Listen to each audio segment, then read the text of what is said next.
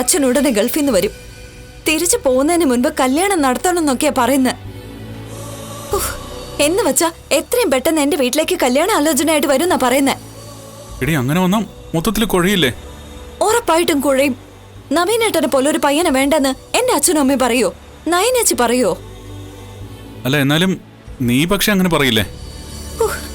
എനിക്കും ചില പരിമിതികളൊക്കെ ഉണ്ട്. പരിമിതികളോ? അതുകൊണ്ടാ ഞാൻ പറഞ്ഞത് നീ എന്നെ വലച്ചെന്ന്. എടാ, ഇത് മുളയിലെ നുള്ളായിരുന്നു. നവീനേട്ടൻ നിന്നോട് അങ്ങേന്റെ മനസ്സിലുള്ളത് പറഞ്ഞപ്പോഴേ എന്നോട് നീ അത് പറയണായിരുന്നു. അത് മൂടി വെച്ചോണ്ട് ഒരിക്കലും നടക്കാൻ പാടില്ലായിരുന്നു. പറ്റിപ്പോയി. എന്ത് പറ്റിപ്പോയി? ഒന്നാമത് എന്റെ അച്ഛനും അമ്മയും നല്ലൊരു പയ്യനെ തേടി നടക്കുക. നവീനേട്ടനെ പോലൊരു പയ്യൻ എന്നെ ആലോചിക്കുമെന്ന് അവര് സ്വപ്നത്തിൽ പോലും കരുതി കാണില്ല. അല്ലടി, നിന്റെ അമ്മയ്ക്ക് ജാതകത്തിലൊക്കെ വിശ്വാസമല്ലേ? നമുക്ക് ജോർജിനെ കൊണ്ട് ജാതകം ചേരില്ലെന്ന് പറയിച്ചാലോ? നീ ഒന്ന് ചുമ്മാ ഇരിക്കണേ. ഇക്കാര്യത്തില് ജാതകം ഒന്നും നോക്കില്ല എന്റെ അച്ഛനും അമ്മയും. ആ കല്യാണം നടത്താനേ ശ്രമിക്കൂ.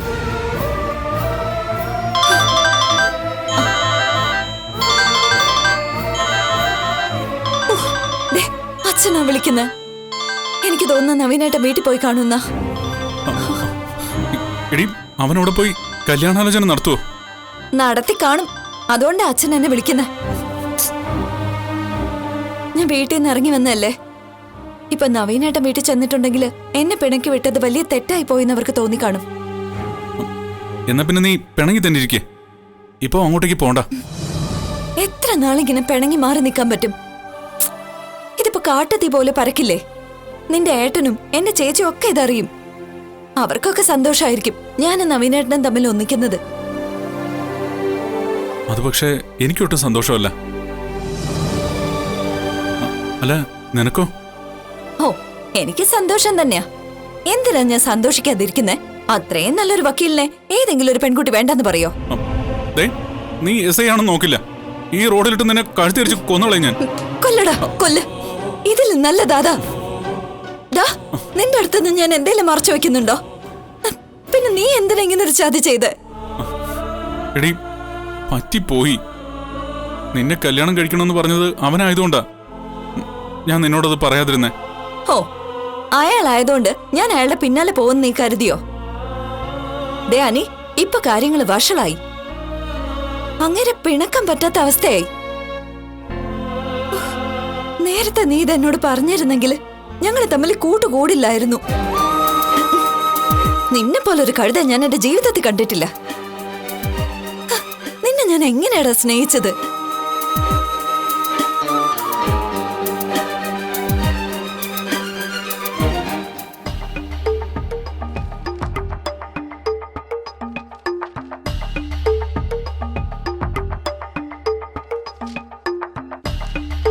സാറേ, ഇതാണോ? ഇത് തന്നെ.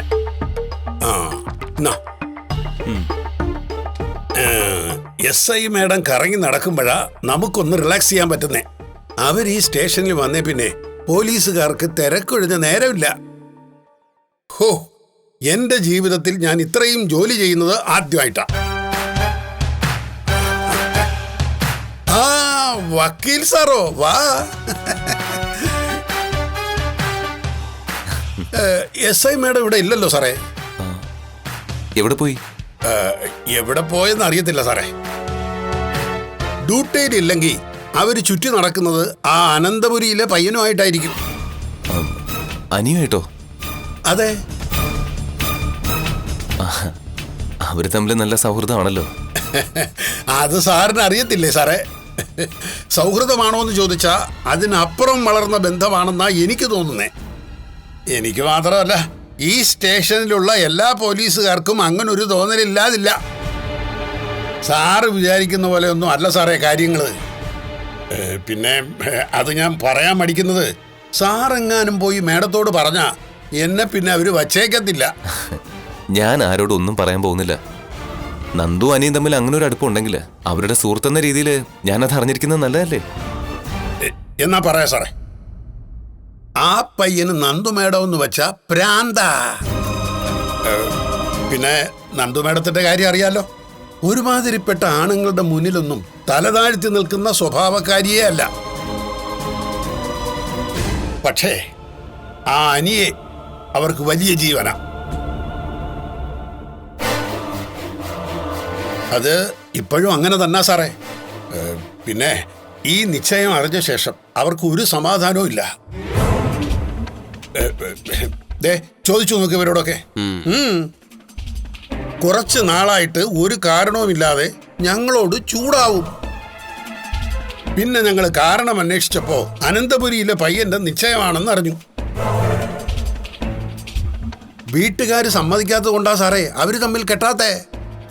അല്ലെങ്കിൽ എന്നേ നന്ദു മാഡം അനിയുടെ ഭാര്യയായനെ. ഈ രണ്ടുപേര് തമ്മിലുള്ള ഫ്രണ്ട്ഷിപ്പിനെ മറ്റൊരു രീതിയിൽ കാണണോ? സാറേ, സാറ് നല്ല ബുദ്ധിയുള്ള വക്കീല. പക്ഷെ പ്രായം കൊണ്ടും സർവീസ് കൊണ്ടും ഞാൻ കുറച്ച് മുമ്പിൽ നിൽക്കുന്ന ആളാ. നമുക്ക് രണ്ടുപേര് തമ്മിലുള്ള ഇടപെടിയിൽ കാണുമ്പോൾ അത് ഫ്രണ്ട്ഷിപ്പാണോ പ്രേമമാണോ ഏത് തരം ബന്ധമാണെന്നൊക്കെ അറിയാൻ പറ്റും. നന്ദു മേഡം ആര് തെറ്റ് ചെയ്താലും ക്ഷമിക്കാത്ത കൂട്ടത്തിലാ. പക്ഷേ ആകെ കൂടി ക്ഷമിക്കുന്നത് ഈ പറയുന്ന അനിയുടെ കാര്യത്തിലാ. മദ്യപിച്ച് വണ്ടി ഓടിച്ചതിനെ അനിയെ അറസ്റ്റ് ചെയ്തിട്ടുണ്ട് മാഡം. ആ പയ്യനാണെങ്കിൽ ഇവിടെ ലോക്കപ്പിൽ കിടക്കുന്നത് വലിയ ഇഷ്ടാ. അപ്പോഴും നന്ദു മേഡത്തെ കാണാലോ എന്നാണല്ലോ പറയുന്നേ. അപ്പോ അവര് തമ്മിലുള്ള പ്രേമം എത്രത്തോളം വളർന്നിട്ടുണ്ടാകും? അല്ല, എനിക്കങ്ങനെ ഒരു ഇഷ്ടം ഉണ്ടാവാം. പക്ഷേ തിരിച്ചങ്ങനെ ഉണ്ടാവണമെന്നില്ലല്ലോ. തിരിച്ചുകൊണ്ട് അയ്യോ സാറേ, സാർ ഇതൊന്നും മാഡത്തോട് പറയല്ലേ. പറഞ്ഞാ ഇനി ഞാൻ രാവും പകലും ഡ്യൂട്ടി എടുത്ത് മടുക്കും. ഞാൻ പറയാനൊന്നും പോകുന്നില്ലടോ. വക്കീലന്മാര് കോടതിയിലെ കഥ ഉണ്ടാക്കും. പുറത്തത് പതിവില്ല. ശരി. ഓ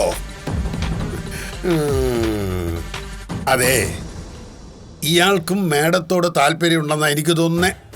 അതുകൊണ്ടാ ഞാൻ പറഞ്ഞതൊന്നും അയാൾക്ക് അങ്ങോട്ട് ദഹിക്കാത്തത്.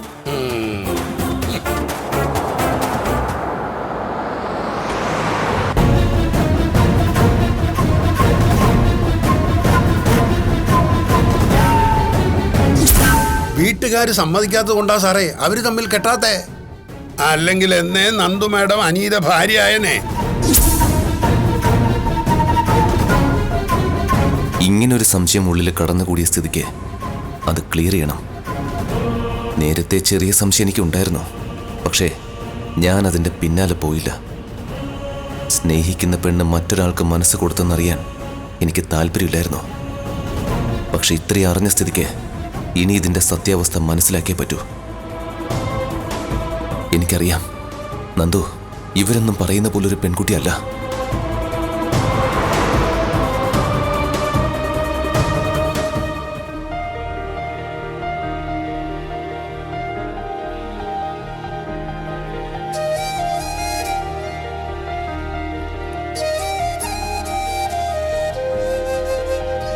നീയാ പറഞ്ഞത് നിന്റെ സംസാരം അവൾ സീരിയസ് ആയിട്ട് എടുക്കത്തില്ല, അതുകൊണ്ട് ഞാൻ കുറച്ച് കടുപ്പിച്ച് പറയണമെന്ന്. അത് പറഞ്ഞതാണ് കുഴപ്പമായത്. അവൾ എങ്ങനെയെങ്കിലും ഒന്ന് വന്നാ മതിയായിരുന്നു ഗോവിന്ദേട്ട. ഇനി നവീൻ അവൾ വേണ്ടാന്ന് പറയൂ കനകെ? ഏയ്, ഒരിക്കലും പറയത്തില്ല. ഇതല്ലാതെ വേറെ ഏത് പയ്യന്മാരെ നമ്മൾ കൊണ്ടുവന്നാലും അവള് വേണ്ടാന്ന് പറഞ്ഞേനെ.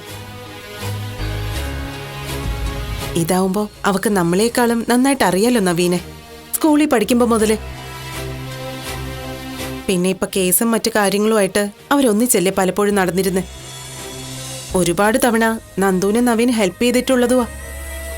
അതുമാത്രമല്ല, അന്ന് കോടതിയിൽ മൂർത്തി സാറിനെയും കുടുംബത്തെയും രക്ഷിച്ചതിന് ശേഷേ നവീനോട് വലിയ മതിപ്പാ നന്ദുവിന്. അതൊക്കെ ശരിയാ.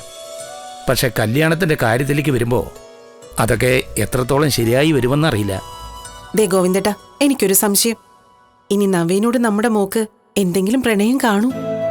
ശേ, അതെന്താ നീ അങ്ങനെ ചോദിച്ചത്? എന്നാലല്ലേ ജോത്സ്യന്റെ പ്രവചനം സത്യമായിട്ട് വരൂ. ജോത്സ്യൻ പറയുന്നത് അവള് പ്രേമിക്കുന്ന ആളെ തന്നെ കെട്ടൂന്നല്ലേ? അങ്ങനെയെങ്കിൽ നവീൻ ഇവിടെ വന്ന കാര്യം അറിയുമ്പോ അവക്ക് വലിയ സന്തോഷായിരിക്കും. ഓഹ്, അങ്ങനെ ആയാ മതിയായിരുന്നു. എന്റെ ഈശ്വര, നവീന്റെ അമ്മ കുറച്ച് കുഴപ്പക്കാരിയാണെങ്കിലും ബാക്കി എല്ലാവരും നല്ലവരാ. നന്ദുവിനോട് കാര്യം പറഞ്ഞു എന്നല്ലേ നവീൻ പറഞ്ഞത്? അതെ. അതുകൊണ്ടിനി നമ്മൾ പ്രത്യേകിച്ച് അതിനെക്കുറിച്ച് സംസാരിക്കേണ്ട കാര്യമൊന്നുമില്ല. അവളുടെ ഇഷ്ടം മാത്രം അറിഞ്ഞാ മതി. നയനെ ആദർശിനെ എന്തായാലും ഈ കാര്യം അറിയിച്ചേക്ക്. ഇനിയിപ്പോ നന്ദുവിന് എന്തെങ്കിലും പിണക്കമുണ്ടെങ്കിലും അത് മാറ്റാൻ അവരെ കൊണ്ടേ പറ്റൂ. ആ, നീ ഒന്നുകൂടെ വിളിച്ചവളെ.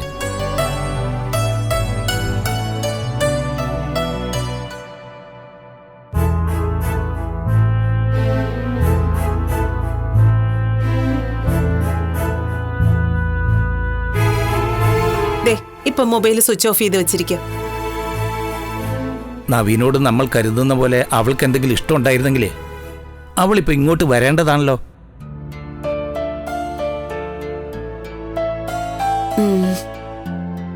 അതാ ഞാനും ആലോചിക്കുന്നത്. എന്തായാലും ഗോവിന്ദേട്ടാ, ഇതിനി വിട്ടുകളയാൻ പറ്റില്ല. അതൊക്കെ ശരിയാ. പക്ഷേ നവീന്റെ അമ്മയുടെ കാര്യം അറിയാലോ. നന്ദു ആണ് നവീൻ ഇഷ്ടപ്പെടുന്ന പെൺകുട്ടിയെന്ന് അവരോട് നവീൻ പറഞ്ഞിട്ടില്ല. അവര് പക്ഷേ തൻ്റെ ഇടമുള്ള പെൺകുട്ടിയെ കെട്ടിക്കൊള്ളാൻ നവീനോട് പറഞ്ഞല്ലോ. എങ്കിലും നന്ദു ആണെന്നറിയുമ്പോ അവരുടെ മട്ടും ഭാവും മാറിയാലോ. എന്തായാലും ഒരു കാര്യം നീ ഉറപ്പിച്ചോ, നവീൻ എനിക്കിഷ്ടമാണ്. ആ ബന്ധം നടക്കണമെന്നാണ് എന്റെ പ്രാർത്ഥന. എന്നുവെച്ച് നവീന്റെ അമ്മയ്ക്ക് ഇതിനോട് താല്പര്യമില്ലെങ്കിലേ നമ്മൾ ഈ ബന്ധം നടക്കാൻ വേണ്ടി പഴയ പോലെ കച്ചകെട്ടി ഇറങ്ങണതാ. രണ്ടു കൂട്ടർക്കും 100% സമ്മതമാണെങ്കിൽ മാത്രമേ ഈ വിവാഹവുമായി മുന്നോട്ട് പോകാവൂ. അത്രേ ഉള്ളൂ ഗോവിന്ദേട്ടാ. അല്ലെങ്കിലും നമ്മുടെ മൂത്ത 2 മക്കളുടെ കല്യാണത്തോടെ ഇനി അത്യാഗ്രഹം കാണിക്കില്ലെന്ന് ഞാൻ ഗോവിന്ദേട്ടനോട് പറഞ്ഞല്ലോ. കല്യാണം കഴിഞ്ഞ ശേഷം മരുമക്കളുടെ വീട്ടിൽ പോയി തലകുനിച്ച് നിൽക്കാൻ വയ്യ ഗോവിന്ദേട്ടാ.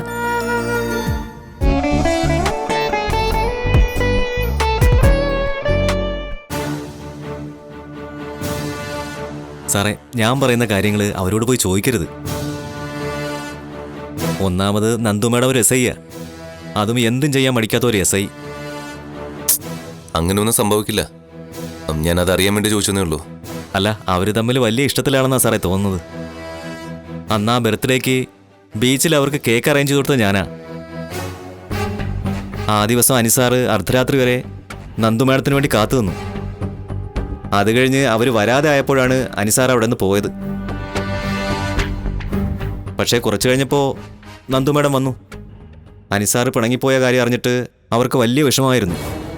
അതുമാത്രമല്ല, പലപ്പോഴും അവരിവിടെ വരാറുണ്ടല്ലോ. വരുമ്പോഴൊക്കെ ഒരു SIയുടെ പവറൊക്കെ മാറ്റി വെച്ചിട്ടാണ് അവർ തമ്മിലുള്ള സംസാരവും ശൃംഗാരവും ഒക്കെ. അതൊക്കെ കാണുമ്പോൾ ആർക്കും മനസ്സിലാവും അവർ തമ്മിൽ ഇഷ്ടത്തിലാണെന്ന്. പിന്നെ അതിൽ കൂടുതലൊന്നും എനിക്കറിയില്ല. എത്ര കാലമായി കാണും അവരോട് വരാൻ തുടങ്ങിയിട്ട്? അത് കുറേ കാലമായി. നന്ദുമേട സർവീസിൽ കയറുന്നതിന് മുമ്പേ അവർ ഫ്രണ്ട്സും ഒക്കെ ആയിട്ട് ഇവിടെ വരുമായിരുന്നു. അല്ലാതെയും വരാറുണ്ടായിരുന്നു. പിന്നെ ഇവിടെ പ്രണയിക്കുന്ന ഒരുപാട് പേര് വരാറുണ്ടല്ലോ സാറേ.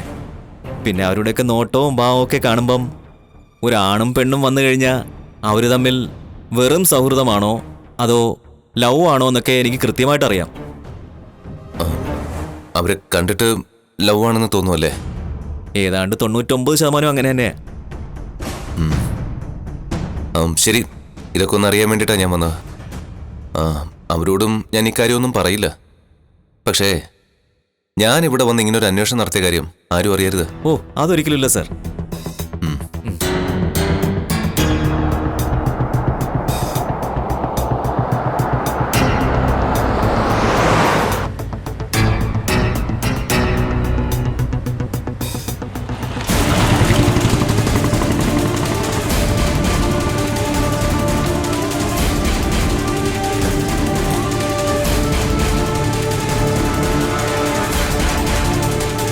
അനിയുടെ ബൈക്കല്ലേ?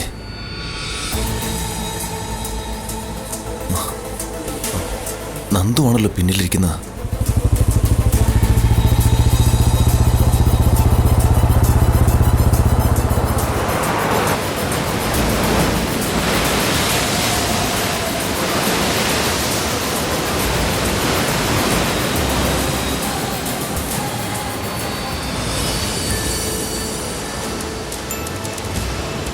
ആളൊഴിഞ്ഞ ഏതെങ്കിലും കോണിലിരിക്കാം. ഞാനൊരു പോലീസ് ഓഫീസർ ആണെന്ന ബോധം നിനക്കില്ലെങ്കിലും എനിക്കുണ്ടല്ലോ. പോലീസ് ഓഫീസർക്ക് എന്താ അവരിഷ്ടപ്പെടുന്നവരായിട്ട് ഇങ്ങനെ പുറത്തു വയ്ക്കൂടെ? എങ്കിലും അത് ശരിയല്ലല്ലോ. പിന്നെ നിനക്ക് വേണ്ടി ഞാൻ അഡ്ജസ്റ്റ് ചെയ്യുന്നു എന്ന് മാത്രം. അല്ല, നവീനേട്ടൻ നിന്നോട് അയാളുടെ മനസ്സിലുള്ളത് പറഞ്ഞിട്ടും നീ അത് എന്നോട് പറഞ്ഞില്ലല്ലോ. എടീ, ഇനി അതിനെപ്പറ്റി സംസാരിക്കണ്ട. സ്നേഹിക്കുന്ന പെണ്ണിന്റെ കാര്യത്തില് എല്ലാ ആണുങ്ങളും സ്വാർത്ഥരാ. നീയും നവീനും തമ്മിൽ ഇടയ്ക്ക് നല്ല അടുപ്പത്തിലായിരുന്നു. നിങ്ങൾ തമ്മിൽ പരസ്പരം ഹെൽപ്പ് ചെയ്തിട്ടുമുണ്ട്. നിനക്ക് അവനോട് നല്ല മതിപ്പും ഉണ്ടായിരുന്നു.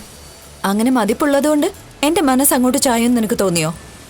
അല്ല, അങ്ങനെ പെട്ടെന്ന് ചായുന്ന മനസ്സല്ല നിന്റെയെന്ന് എനിക്കറിയാം. എങ്കിലും അവന്തിയും ഞാനും തമ്മിലുള്ള കല്യാണം വീട്ടുകാർ ഉറപ്പിച്ചതുകൊണ്ട് ഇനി മറിച്ച് ചിന്തിക്കുമോ എന്നൊരു ഭയം എൻ്റെ ഉള്ളിൽ കടന്നുകൂടി. ഒന്ന് പോടാ. അപ്പൊ നീ എന്നെ അത്രേ മനസ്സിലാക്കിയിട്ടുള്ളൂ. ദേ, വഴക്കിടാൻ വേണ്ടിയിട്ടല്ല നമ്മളിപ്പോൾ ഇങ്ങോട്ട് വന്നേ. നമുക്ക് അവിടെ പോയി കുറച്ചേരം ഇരിക്കാം. വാ വാ.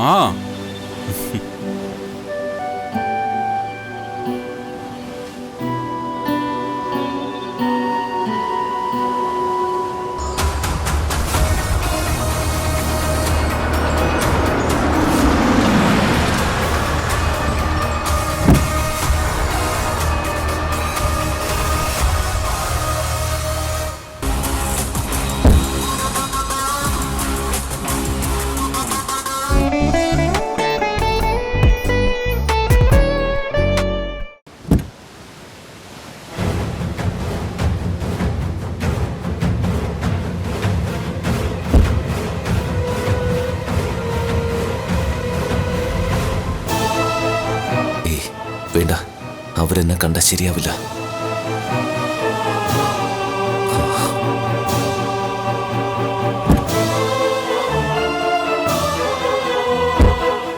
എടീ, നിന്റെ വീട്ടിൽ പോയി അവൻ പെണ്ണ ആലോചിച്ചെങ്കിലേ സംഗതി സീരിയസ് ആവും. ഉറപ്പല്ലേ? നവീനേട്ടനെ പോലൊരു പയ്യൻ എന്നെ ആലോചിച്ച് വരുന്നേ എന്റെ അച്ഛനും അമ്മയും സ്വപ്നത്തിൽ പോലും ചിന്തിക്കാത്ത കാര്യമാ. എന്ന് മാത്രമല്ല, തന്റെ ഏടികളായ പെൺകുട്ടികളെ നവീനേട്ടന്റെ അമ്മയ്ക്ക് ഇഷ്ടമല്ലാത്തതുകൊണ്ട് ഇങ്ങനൊരു ആലോചന അവര് പ്രതീക്ഷിക്കേയില്ലല്ലോ. അല്ല, ഇനി ആലോചിച്ച് കാണുമോ? അല്ലെങ്കിൽ പിന്നെ അമ്മയും അച്ഛനും മാറിയും തിരിഞ്ഞു ഇങ്ങനെ വിളിക്കില്ലല്ലോ. അവനാണെങ്കിൽ ഭ്രാന്ത് പിടിച്ചങ്ങ് നടക്കുക. എന്റെ നിശ്ചയം നടന്നിരുന്നെങ്കിലേ അവൻ ഇത്ര പെട്ടെന്ന് നിന്റെ ആലോചനയായിട്ട് മുന്നോട്ട് പോവില്ലായിരുന്നു. അവന്റെ ഉള്ളിലെ ഇഷ്ടം നിന്നോട് പറയില്ലായിരുന്നു. ചില ആൾക്കാരോട് നമുക്ക് എടുത്തടിച്ചതുപോലെ മറുപടി പറയാൻ പറ്റില്ലല്ലോ അനി. പ്രത്യേകിച്ച് എനിക്ക് നിനക്കൊക്കെ ഒരുപാട് കടപ്പാടുണ്ട് നവീനേട്ടനോട്. അന്ന് നവീനേട്ടൻ കോടതിയിൽ തകർത്ത അടിയില്ലായിരുന്നെങ്കിലേ നീയും നിന്റെ വീട്ടുകാരും ഒന്നും രക്ഷപ്പെടില്ലായിരുന്നു. ചിലപ്പോ നിന്റെ മുത്തശ്ശനെ പോലും ജയിലിൽ കിടക്കേണ്ടി വന്നേനെ. എടീ, ആ ഒരു നന്ദിയൊക്കെ എനിക്ക് അവനോടുണ്ട്. പക്ഷേ ഞങ്ങൾ രണ്ടാളും ഒരു പെണ്ണിനെ സ്നേഹിച്ചതാ കുഴപ്പമായത്. എന്നിട്ട് ആ പ്രണയം പറയണമെന്ന് നവീനേട്ടൻ പറഞ്ഞതാരോടാ? നിന്നോടും.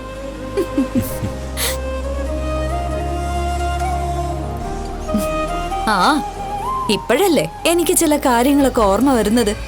ഞാൻ നവീനേട്ടനെ കണ്ടു, സംസാരിച്ചു എന്നൊക്കെ പറയുമ്പോഴേ നിന്റെ മുഖത്തെ മാറ്റം ഇതുകൊണ്ടായിരുന്നെന്ന് എനിക്കറിയില്ലായിരുന്നല്ലോ. സത്യം പറയാലോ, നിങ്ങൾ തമ്മിൽ കണ്ടു എന്ന് പറയുമ്പോൾ എനിക്ക് ഭയങ്കര നെഞ്ചിടിപ്പായിരുന്നു. എടീ, നീ ഒന്ന് ആലോചിച്ച് നോക്ക്. പോലീസ് സ്റ്റേഷനിൽ വെച്ച് ബർത്ത്ഡേ കേക്ക് നീ മുറിച്ചപ്പോൾ കൃത്യമായിട്ട് അവനും ഇവിടെ ഉണ്ടായിരുന്നു. അതുപോലെ ഹോട്ടലിൽ പോയി ഭക്ഷണം കഴിക്കാൻ നമ്മൾ തീരുമാനിച്ചപ്പോൾ അവിടെയും എനിക്ക് പകരം എത്തിയത് അവനാ. അതുകൊണ്ടിനി നിന്റെ ജീവിതത്തിലും എനിക്ക് പകരക്കാരനായിട്ട് അവൻ വരുമോന്ന് എനിക്ക് നല്ല പേടിയുണ്ടായിരുന്നു. ഇപ്പോഴും ആ പേടി പൂർണ്ണമായിട്ട് ഒഴിഞ്ഞുപോയെന്നൊന്നും പറയാൻ പറ്റില്ല. ചിലപ്പോ ഈ ഒരു വിഷയത്തിന്റെ പേരിൽ കൂട്ടുകാരനും തമ്മിൽ ഉടക്കേണ്ടി വരും. അതാ എന്റെയും പേടി. അതിനേക്കാളും എന്റെ ആശങ്ക അത്രയും നിന്റെ അച്ഛൻ്റെ അമ്മയുടെയും കാര്യം ഓർത്തിട്ടാ. നവീൻ പോയി പെണ്ണ ആലോചിച്ചിട്ടുണ്ടെങ്കിലേ ഉറപ്പാ അവനെപ്പോലെ ഒരു പയ്യനെ നിന്റെ അച്ഛനും അമ്മ വിട്ടുകളയില്ല. ഓ, ഒരു തലവേദന ഒഴിഞ്ഞു പോകുമ്പോ അതിനേക്കാളും വലുത് വന്നുകൊണ്ടിരിക്കുക. നമുക്ക് ഒരു വള്ളത്തിൽ കയറി ഒരു പോക്കങ്ങോട്ട് പോയാലോ? എങ്ങോട്ട്? എങ്ങോട്ടെങ്കിലും. ആ, അതിന് നിനക്ക് വള്ളമൊക്കെ തുഴയാൻ അറിയാവോ? നീന്താൻ അറിയാവോ? ആ, നീന്തല് കുറച്ചറിയാം. പക്ഷേ ഒഴുക്കിൽപ്പെട്ട് പോയാലേ ഞാൻ തന്നെ നിന്നെ രക്ഷിക്കേണ്ടി വരും.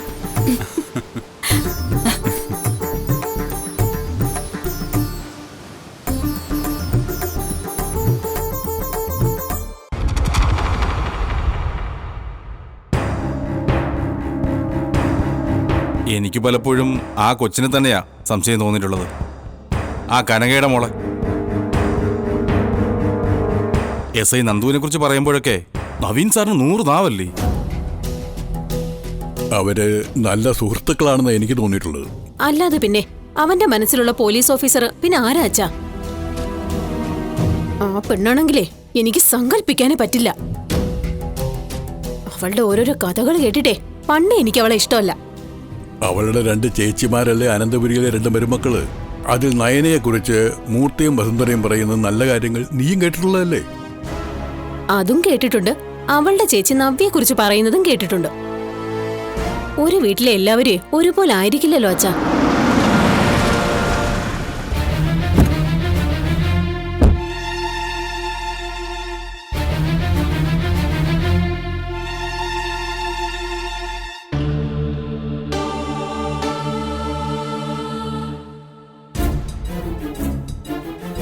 എടാ, നിന്റെ കല്യാണക്കാര്യമാണ് ഇവിടെ ചർച്ച.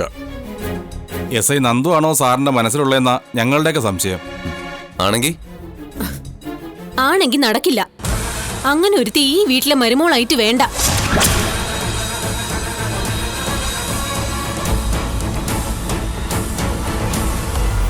നിന്റെ അമ്മയും എന്റെ വീട്ടുകാരും നമ്മളെ മനസ്സിലാക്കി കഴിഞ്ഞാ പിന്നെ ഞാനൊന്നും ആലോചിച്ച് സമയം കളയില്ല. എന്റെ 2 ചേച്ചിമാരവിടെ ഉണ്ടെന്നും ഓർക്കില്ല. നമ്മൾ തമ്മിൽ ഉറപ്പായിട്ട് ഒന്നിച്ചിരിക്കും. എന്തായാലും ഇനി അവരുടെ വിവാഹം വച്ച് താമസിപ്പിക്കണ്ട. നന്ദുവിന് എന്തെങ്കിലും എതിർപ്പുണ്ടെങ്കിലും അതൊക്കെ നീ പറഞ്ഞ് ശരിയാക്കണം.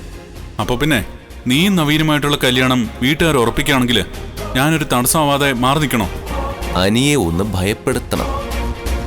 അതുകൊണ്ട് അവര് തമ്മിൽ ഒന്നിക്കുന്നതിന് മുൻപ് നീയും ഇതുപോലൊരു നാടകം കളിക്കണം.